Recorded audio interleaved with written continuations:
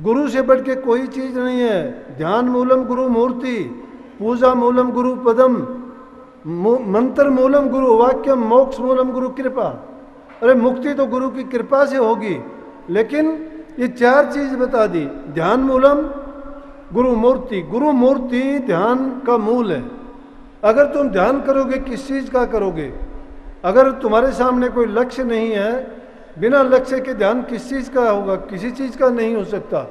परमात्म रूप को जानना चाहते हो तो जिस प्रकार से पढ़ने वाले बच्चे बिना कुछ हुए मैथमेटिक्स में मान लेते हैं कि इस चीज का मूलधन ए है, बी है या कुछ भी है, जीरो है, और उसको मान के उसके लक्ष्य पर पहुंच जाते हैं। लेकिन यहां तो जीरो नहीं, लक्ष्य है गुरु का रूप। शास्त्र कहते हैं, मैं नहीं कहता, शास्त्र कहते हैं ध्यान मूलम गुरु मूर्ति, कि ध्यान अगर करना है तो गुरु की मूर्ति का करो। पूजा मूलम गुरु पदम, अगर पूजा करना चाहते हो, लौकिक भक्ति है ये, फिर भी वो गुरु के चरण जो है वो पूजा के लायक हैं। अब संतों ने गुरु के चरण कहाँ बताए? संतों ने गुरु के चरण त्रिकुटी में बताए हैं। अब त्रिकुटी है क्या? जब तक आप अभ्यास नहीं करोगे जबान से त्रिकुटी, वहाँ की पहचान, वहाँ की धुन, वहाँ के शब्द, वहाँ का धनी, उसके बारे में जो आपने बात सुनी है जबान से कहते रहो। लेकिन उस चीज की अगर गहराई में उतरना चाहते हो तो ध्यान का रास्ता आपको अपनाना ही पड़ेगा। वो पहली चीज है। ध्यान किसका करोगे? गुरु का। गुरु से बढ़ के कोई ध्यान नहीं है। इसीलिए कही है कि गुरु से कर मेल गंवारा, क्या सोचत बारंबारा।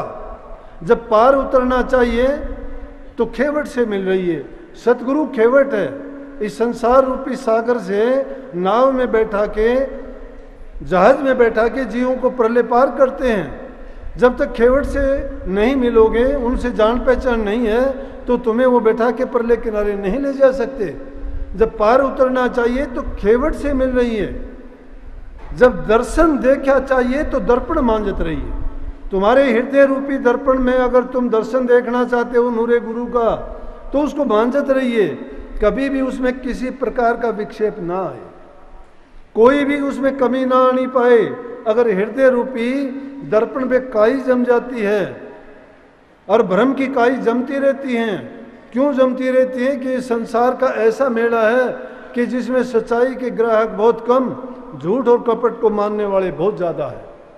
क्योंकि जो काल कर्म है उनका नतीजा जल्दी मिलता है, और जो सच्चाई का है उसमें बड़ी देर लगती है। इसलिए किसी से भी ये इंतज़ार तो हो नहीं सकती। संतों ने कहा कि धैर्य रखो, धीरे धीरे रे मना, धीरे सब कुछ होए, माली सींचे सो गड़ा, ऋतु आए फल होए। हमारी जल्दबाजी से करने से कुछ नहीं होता। इंसान को धैर्य और संयम रखना चाहिए। धीरे धीरे जब करते चले जाओगे अभ्यास के द्वारा, धैर्य मन में होगा और संयम रखोगे तो तुम सहज सहज करके अपनी मंजिल तक पहुंच जाओगे। जब दर्पण लागी काई तो दरस कहाँ से पाई?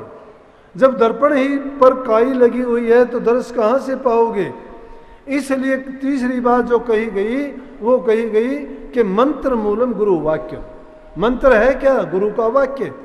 गुरु कौन सा मंत्र सुनाता है, कौन सा वाक्य सुनाता है?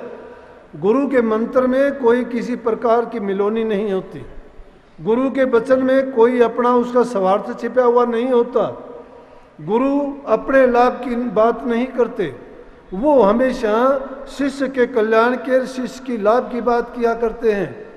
और शिष्य जब उस बात को मान लेता है, अपने जीवन में उतार लेता है और उन वाक्य को मंत्र मान के चलता है, तो उसका काम पूर्ण होने में कोई देर नहीं लगती।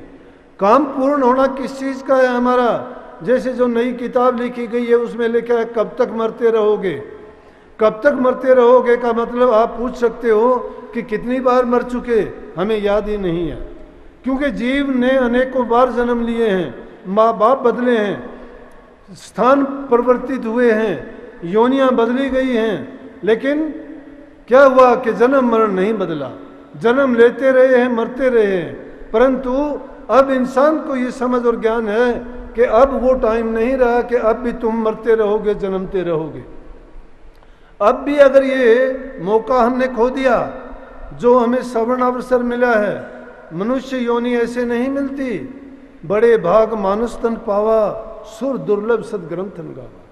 कि मनुष्य का शरीर बड़ा दुर्लभ है, बड़े भाग से मिलता है, लेकिन अगर इसको अवसर को गवा देते हैं तो पछताना ही पड़ता है। देवी देवता वो भी चाहते हैं कि हमें इंसान का चोला मिले, गुरु मिले, ज्ञान लें और हमारा कल्याण कर सकें, हम जन्म मरण से इससे बंधन से छूट सकें, तो हमें वो रास्ता मिल जाता है, फिर जन्म मरण का चक्कर नहीं रहता।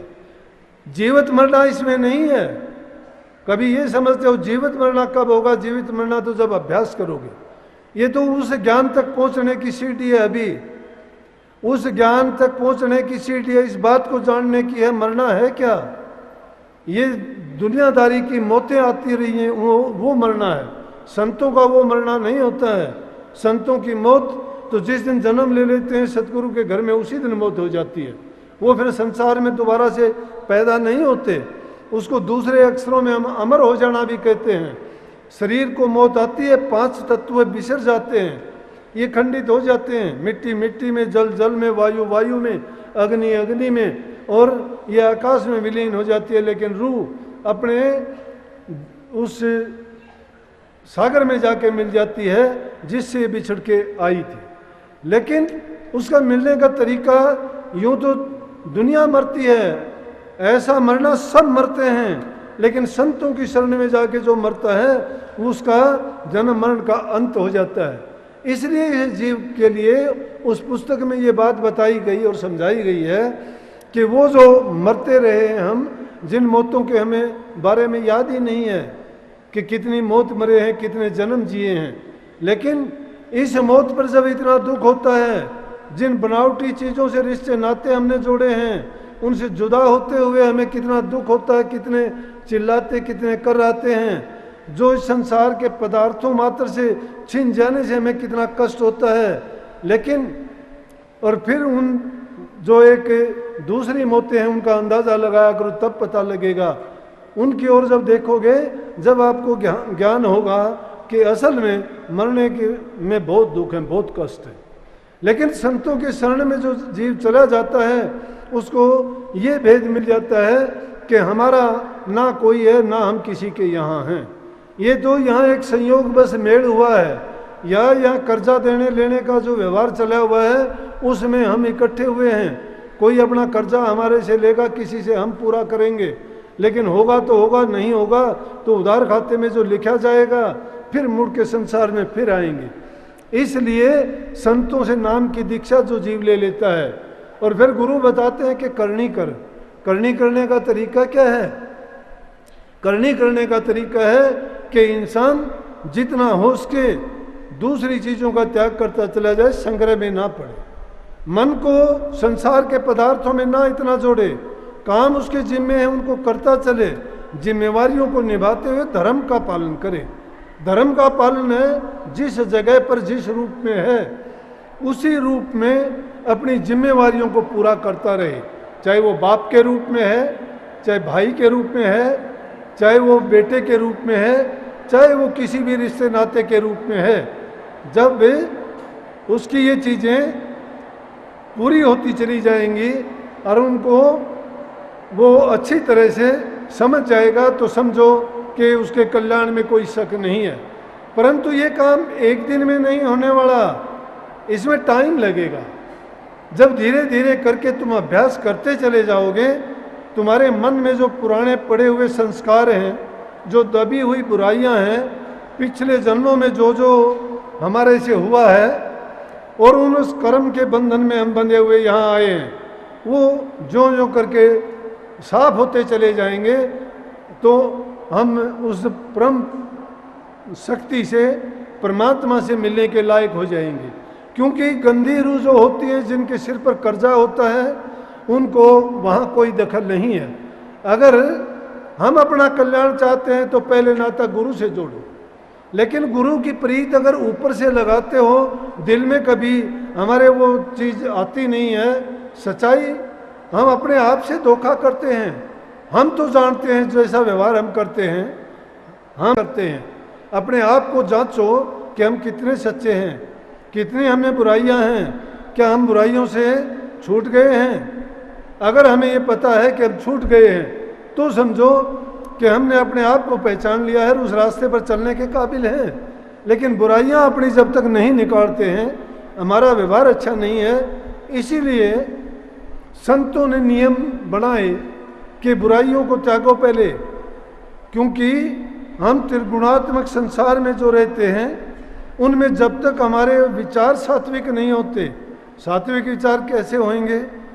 सादे भोजन से होंगे, अच्छी संगति से होंगे, सतगुरु के वचन के मानने से सुधार होगा।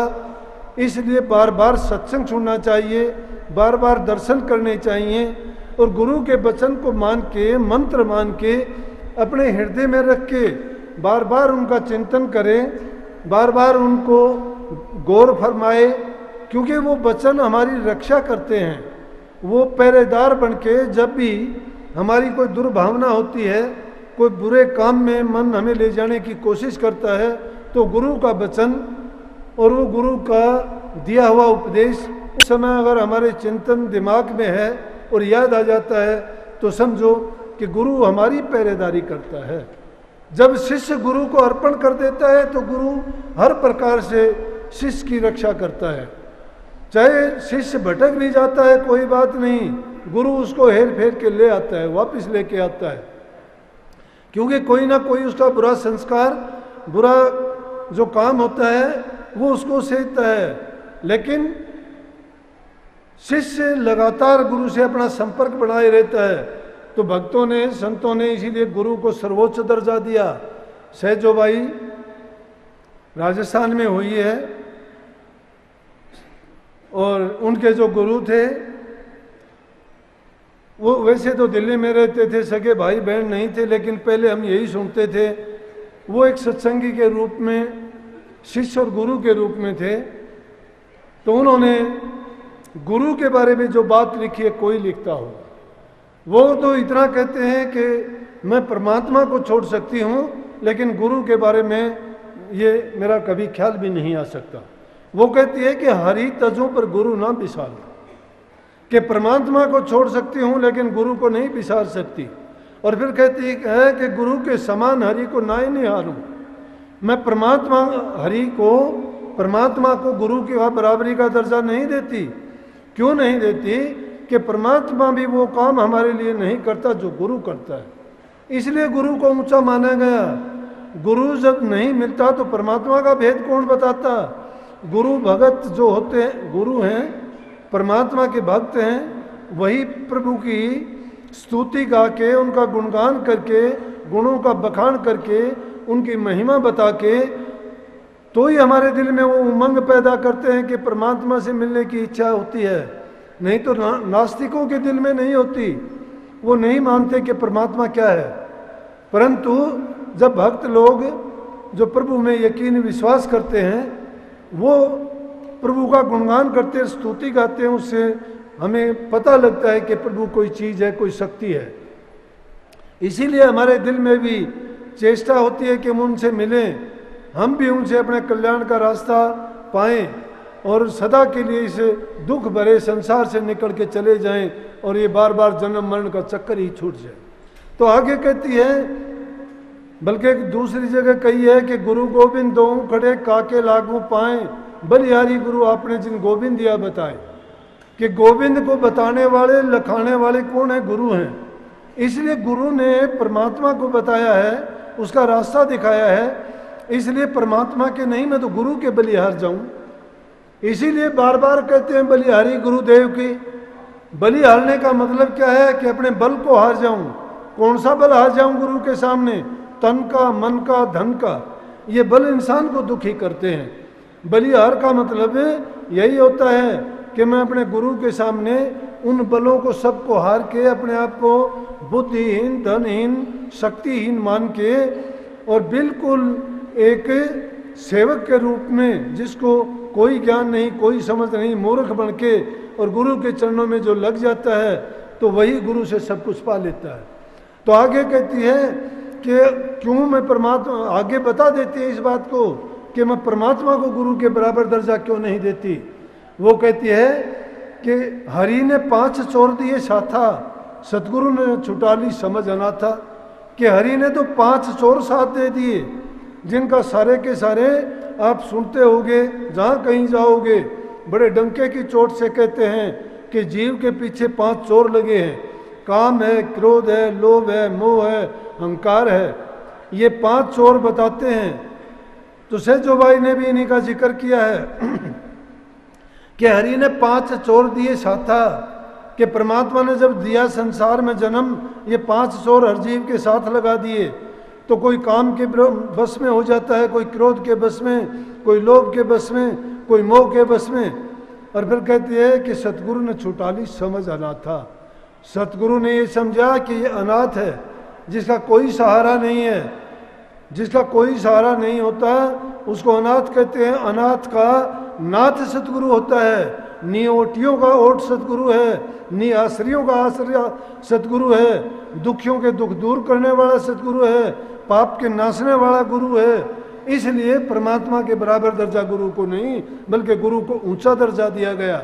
इसीलिए कही है कि जो कोई 4 पदार्थ मांगे संत जना की शरण लागे। नानक साहब की वाणी है। अगर कोई 4 पदार्थ मांगना चाहता है, 4 पदार्थ कौन से हैं? काम, अर्थ, धन और मोक्ष। ये 4 चीज हैं जिनसे कल्याण है। संसार की बहुत बड़ी चीज है ये, धर्म, अर्थ, काम, मोक्ष।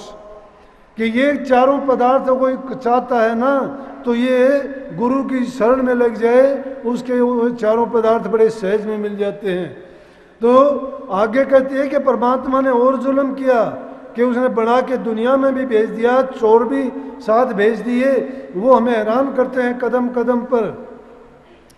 कदम पर हमें भरमाते हैं, उल्टे सीधे काम करवाते हैं।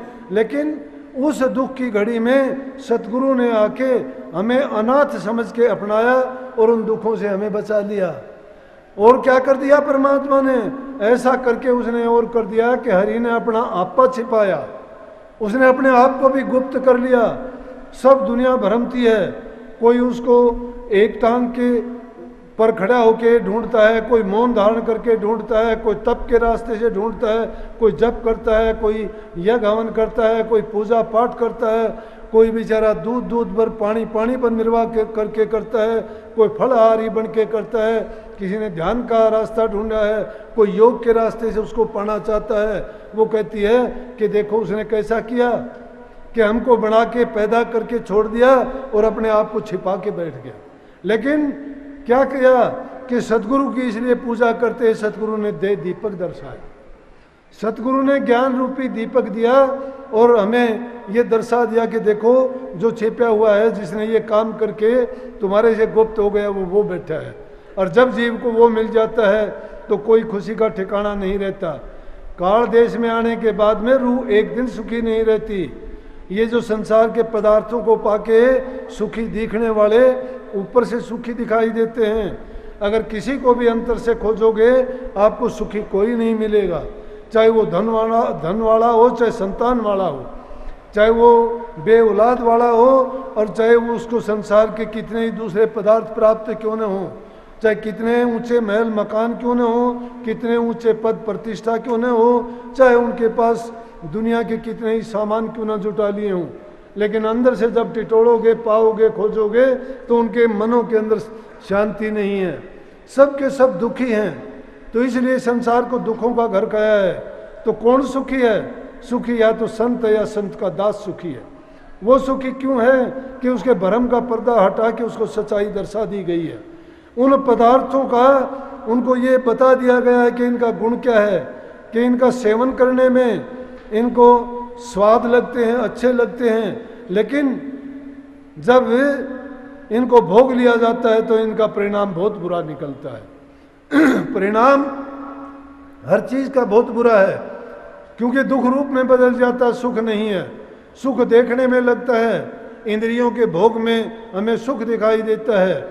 5 जो रस हैं, शब्द, सप रस, रूप रस, गंध, इन चीजों को हम इंद्रियों के द्वारे से जब इनका सेवन करते हैं तो क्या होता है, या इनको जब भोगते हैं तो भोग के समय इनमें आनंद मिलता है, थोड़ा मिलता है, इंद्रियों के स्वाद तक सीमित है, अंदर प्रवेश नहीं करता वो। और वो कैसा है कि जीवन में जहर घोल देता है, जिससे हमें दुख ही दुख मिलता है, वो रोग के रूप में, कष्ट के रूप में या किसी न किसी रूप में भी वो आए, लेकिन वो दुख का ही रूप होता है। इसलिए संतों ने कहा कि सब सुखों की चाबी प्रभु का नाम है। जो उस नाम में अपने मन को लगा देता है, उसकी संसार की वासनाएं कम हो जाती हैं, चाहना कम हो जाती हैं, उन पदार्थों में उसकी आसक्ति नहीं रहती। उसको तो एक ही चाह हो जाती है कि प्रभु की चाह, उनके साथ मिलना। और संत तो कहते भी हैं कि प्रभु से मेरा लेना देना, प्रभु से रिश्तेदारी, राम से। वो परमात्मा भी कहता है कि संत हमारी आत्मा हम संतन की दे, रोम रोम में रम रहे और जो बादल में। परमात्मा खुद कहता है कि मैं उन भक्तों के दिलों में, उनमें रोम रोम में ऐसे रमा हुआ हूँ जिस प्रकार से बादल के अंदर बरसात छिपी हुई है। और संत ही हमारी देह हैं, संत ही हमारा रूप है। तो फिर हम गुरु को मानस क्यों जानते हैं? गुरु को फिर हमें परमात्मा समझना चाहिए। बार बार ये चेतावनी मिलती है, परंतु भरमाने वाली चीज कौन सी है? काल और माया। हम थोड़े से भी अगर हटते हैं, थोड़े से भी दूर जाते हैं, जब भी माया की संगति, काल की संगति अपना खेल खेलती है, हमारी बुद्धि को भरमा देती है और फिर हम जाके गिर जाते हैं। कितने सत्संगी देखते हैं कि अच्छे लगते हैं, शुरू में बड़ा प्यार दिखाते हैं, बड़ा दिखाते हैं कि भाई बहुत अच्छा सत्संगी है, बुराइयों को छोड़ दिया है, ये काफ़ी अपने मन को सत्संग में, ध्यान में, प्रभु में लगाए हुए है। लेकिन कुछ दिन के बाद में देखते हैं फिर दलदल में गिर जाता है। क्यों गिरता है? गुरु को अंदर में नहीं लेके आया, बाहर से गुरु के गीत गाए उसने। अगर गुरु को अंदर में ले आता ना, फिर उसको नहीं भटकने देता। गुरु रंग में जो राच जाता है, उसको दूसरी चीज हराम लगती है। हंसी खेल हराम है, जो रंग राचा राम। जो राम के रस में राच जाता है, उसको हंसी खेल का मतलब है संसारी पदार्थों से उसको, उसका मोह भंग हो जाता है, उसको कोई आसक्ति नहीं रहती उनमें। इसलिए स्वामी जी महाराज कहते हैं कि गुरु को बाहर बाहर गाता, गुरु को दिल भीतर नहीं लाता, गुरु को दिल के अंदर नहीं लाता है। गुरु को अगर तू दिल के अंदर ले आता तो तेरे यकीन आ जाता। गुरु को गुरु मानता, गुरु को तेरा अंग रक्षक मानता, गुरु को तेरा भला करने वाला मानता, कल्याणकारी मानता, तो गुरु तेरा हमेशा ही अंग संग्रह के काम करता। मैं इनमें से काफ़ी बातें वो बताता हूँ जो मेरे साथ घटित हुई है। मैं मिथ्या बात नहीं कहता, किसी को भ्रम में नहीं डालता। चाहे मेरी तरफ से 1 सुधरो, लाख सुधरो, गुरु का हुक्म है, गुरु के हुक्म में रह के मैं काम करता हूँ। लेकिन मुझे खुशी मिलती है। क्यों मिलती है? कि मैं देखता हूँ कि आज नहीं तो कल को नहीं परसों को सुधार जो धीरे धीरे करके होगा, एक दिन में नहीं होता।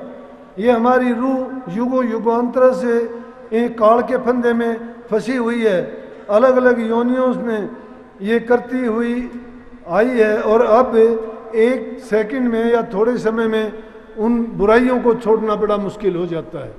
तो धीरे धीरे करके सुधरती जा रही है। और मुझे इस चीज़ से खुशी भी बहुत होती है कि जब कोई जीव बुराई छोड़ के सच्चाई के रास्ते पे आता है, कि जीव का कल्याण तो आखिर इसी चीज से होना है।